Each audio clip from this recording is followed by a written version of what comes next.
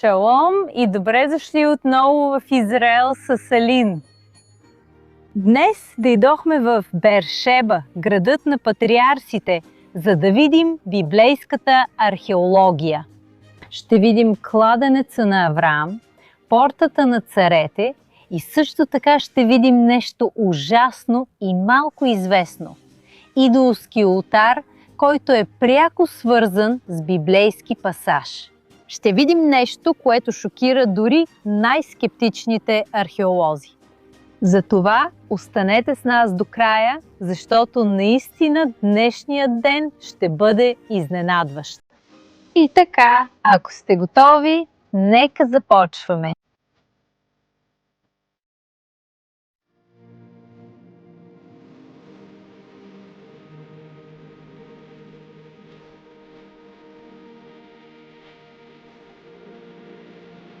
Намираме се в Бершеба, в града на патриарсите. Това място има почти 4000 години история и съхранява изключително много библейска история. В този район е живял и нашият патриарх Авраам. А археологическите разкопки тук, които започват през 1969 година, откриват огромен обект с много находки. И искам да започна с едно от най-специалните, което е точно тук. На пръв поглед това място не привлича много внимание.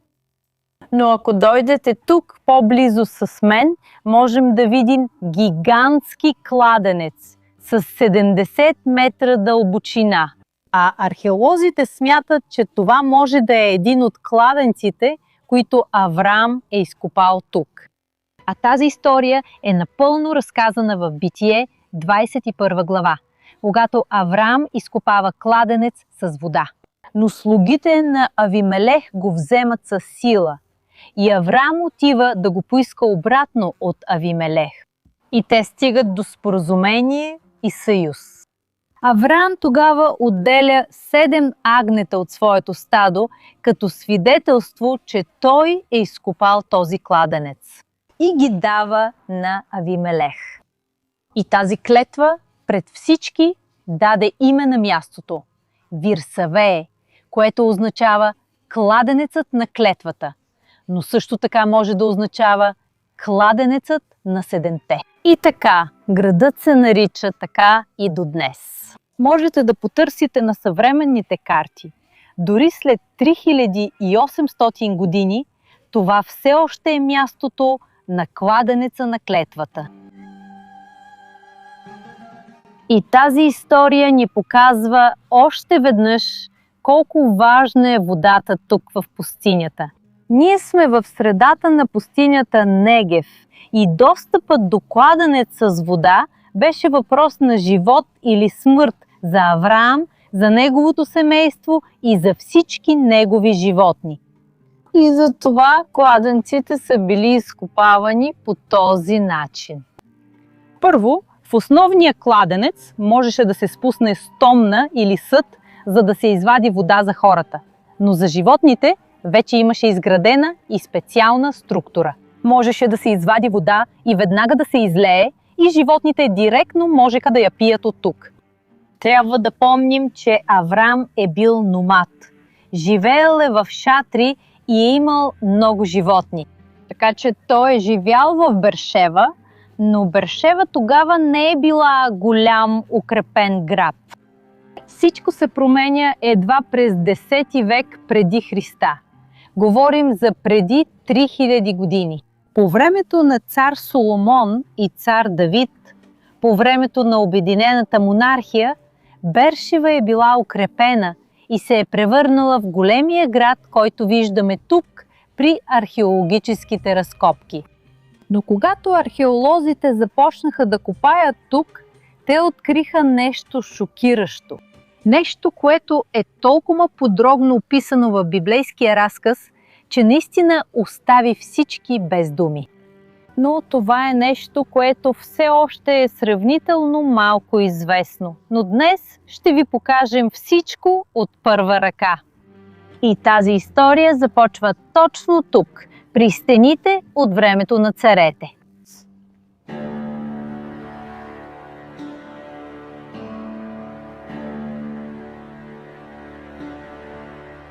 Виждаме тук стената и искам да обърнете внимание, че тук има една линия. Това е линията на реставрацията. Всичко под тази линия е 100% оригинално. Над линията може да има някакъв вид реставрация или дори реконструкция. Тоест, камъни, които са били паднали и са били върнати на мястото си, или това тук, което наистина е реконструирано като оригинала, но е направено от съвременни ръце. Но когато археолозите бяха тук, работеха и разкопалаха тази стена и склада зад нея, те се натъкнаха на няколко странни камъка, които се различаваха от останалите. Камъни, които са напълно гладки и издялани. И някои от тях имаха нещо като рога.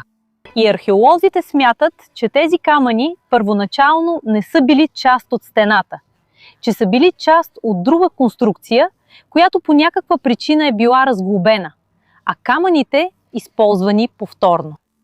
И какво решават да направят археолозите? Те решават да извадят тези различни камъни от стената и започват да сглобяват пъзел. И това, което се получава от този пъзел, е нещо изненадващо и искам да ви го покажа сега. Вижте колко невероятно! Археолозите успяха да възстановят този обект и осъзнаха, че това е бил ултар с 4 рога. Да, ултарът е с размери 1,60 м на 1,60 м и на върха му са се извършвали жертвоприношения. И също така е много интересно, че той има 4 рога, защото Библията многократно ни говори за рогата на ултара. Те също така са били начин да се покаже силата на Бога, а имало и по-практични причини, защото церемонията по поръсване на кръвта се е извършвала именно върху рогата. Нека си спомним, че когато Бог дава инструкции за построяването на скинията, Той казва, че олтарите трябва да имат рога на 4-те си ъгъла. Това се отнася както за олтара за жертвоприношения, така и за олтара за тамян, а рогата са били изключително важна част от олтара. Виждаме това в Левит 8 глава 15 стих. Моисей закла телето, взе кръвта и с пръста си сложи малко от кръвта върху всички рогове на олтара, за да го очисти. Изля останалата кръв в основата на олтара и така го освети, за да извърши умилостивение за него. А също така докосването на рога на олтара беше начин да се получи убежище. Как работеше това? Човек в опасност тичаше до олтара и хващаше тези рогове като молба за закрила. Беше като да кажеш: не ме убивайте сега, искам белото ми да бъде съдено пред Бог. Но това не означаваше, че човекът автоматично е свободен. Ако беше невинна или ако случаят трябваше да бъде преразгледан, можеше да получи милост. Но ако беше извършила тежко престъпление нарочно, като убийство, можеше да бъде изведена дори от олтара. И знаем, че тази практика е съществувала. Имаме два ясни примера в Библията. Единият е когато Адония се хвана за рогата на олтара от страх пред цар Соломон и беше пощаден в този момент. А другият пример е когато Йоав също се хвана за рогата на олтара, но той беше виновен за проливане на невинна кръв и за това не беше пощаден. Но защо олтарът тук, в Юда, беше намерен разглобен? И още повече, защо неговите камъни са били използвани повторно в стената? Какъв е смисълът на това? Отговорът също се намира в Библията. Виждаме, че в Библията има указание, че поклонението на Бог трябва да бъде съсредоточено в Иерусалим. И много пъти през историята виждаме как хората от народа на Израел не се подчиняват на това и понякога дори извършват идолопоклонство в някои градове. И за това имаме двама велики царе – цар Езекия и цар Йосия, които правят религиозни реформи, за да следват Божията воля. И част от тази реформа беше да съборят идолските олтари. И за това повечето специалисти са съгласни, че разрушаването на този олтар е част от една от тези две религиозни реформи, които са подробно описани в Библията. Или на Езекия, или на Йосия. Олтарят, открит тук в Беер-Шева, е толкова важен, че беше пренесен в музея на Израел, за да бъде защитен. А това, което се намира тук сега до нас, е реплика. Самият факт, че този идолски олтар е бил открит, вече е нещо невероятно. Но сега нека започнем с шокиращата част от нашата история. Днес ще ви представя данните на археолога Игаел Ядин, един от най-известните археолози тук в Израел, който наистина революционизира нашите познания. А изследването, което Игаел Ядин направи с този олтар и в този град, показва, че това е религиозната реформа на Йосия. Нека видим как дори най-малките детайли от Библията се изпълняват тук. И за това сега ще прочетем заедно всички тези пасажи и ще видим с нашите собствени очи. Йосия беше на 8 години, когато започна да царува и царува 31 години в Йерусалим.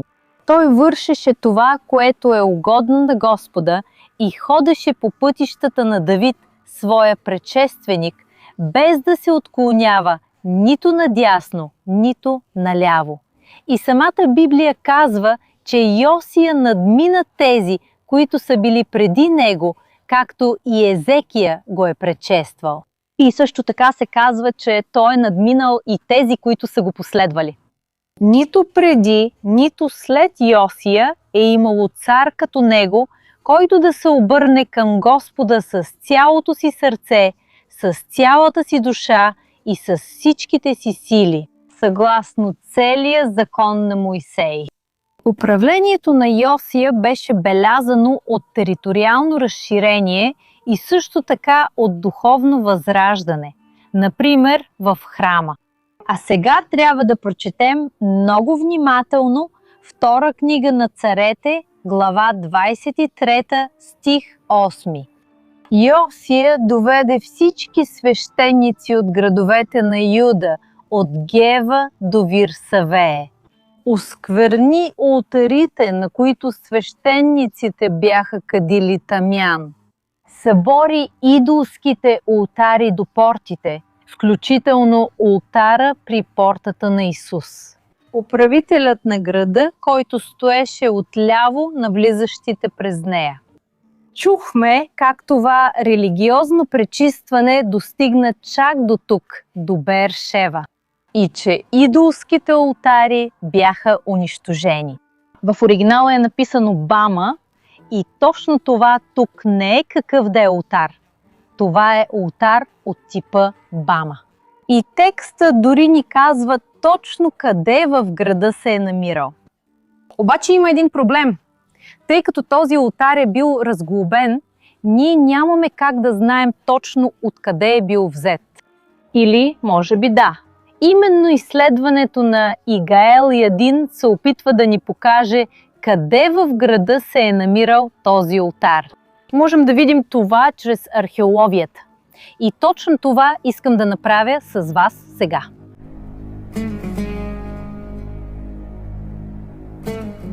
Чухме, че сред многото олтари, които Йосия е разглобил, има един важен, който е специално споменат.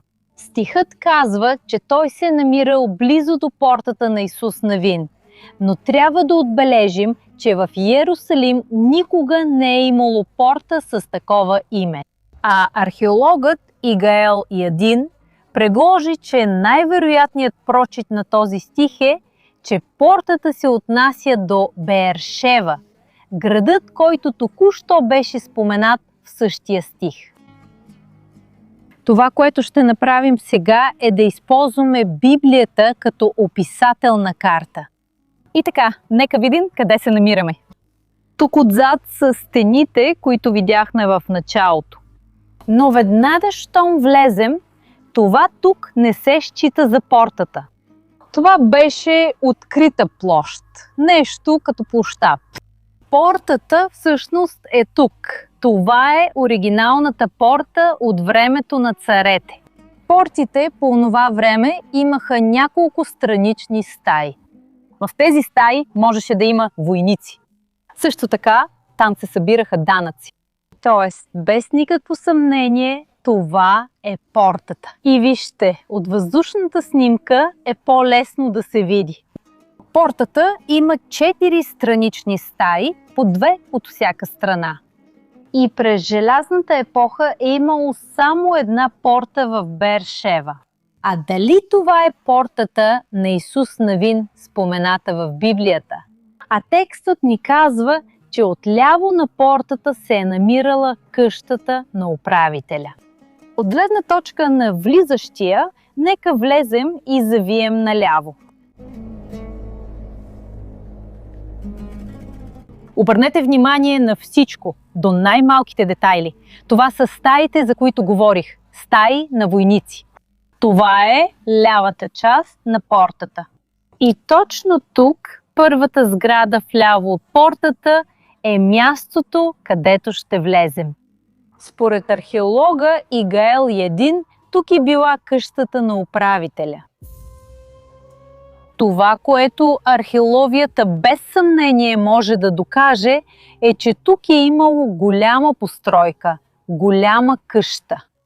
Между другото, тя се простирала доста повече към тази страна, но цялата тази област тук се е срутила. Сега ще ви покажа на екрана една схематично изображение, която показва как е изглеждала тази къща тогава. Ние не можем да знаем името на човека, който е живял тук. Дали наистина се е казвал Жозуе.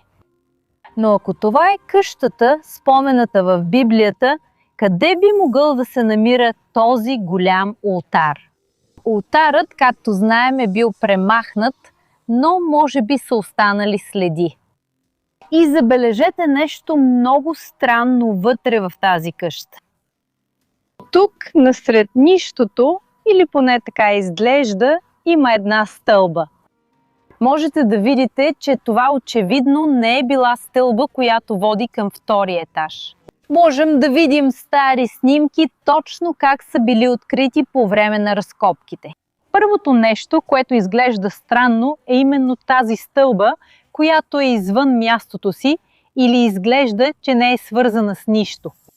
А втората следа е под краката ми. Вижте, че ясно е очертан на пода един канал. Но ако това е бил домът на някого, защо да има такъв канал? По онова време къщите не са имали канализация във всяка отделна къща.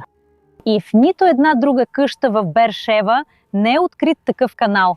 Нито нещо подобно. Какво е обяснението за това? Това е, защото свещениците са извършвали жертвоприношения тук. Кървави жертвоприношения. И това голямо количество кръв е трябвало да бъде отмито. И за това, за да измият кръвта извън града, им е трябвал воден канал. И затова всичко сочи, че точно там, където стоя, се е намирал този олтар. И вижте, това откритие беше направено с помощта на Библията, като се взимаше парче по парче от нея.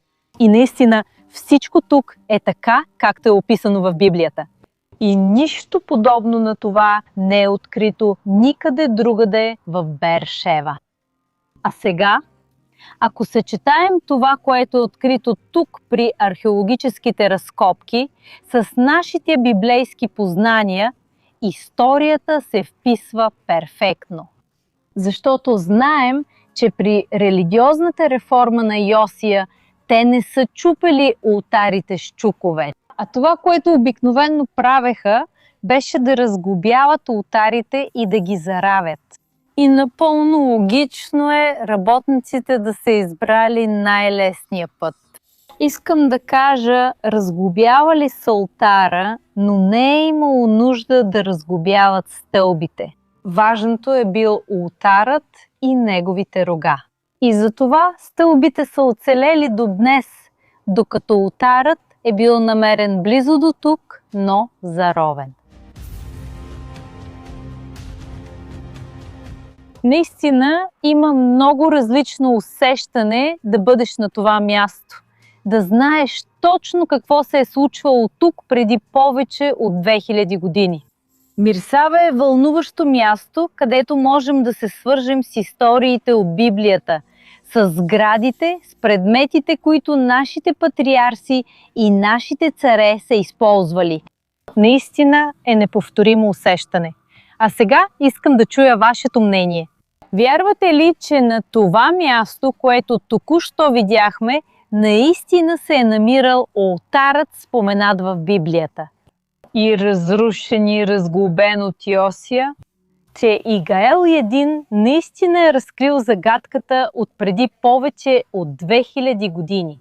Оставете мнението си тук в коментарите. Надявам се, че ви е харесало днешното видео и ще се видим следващата седмица.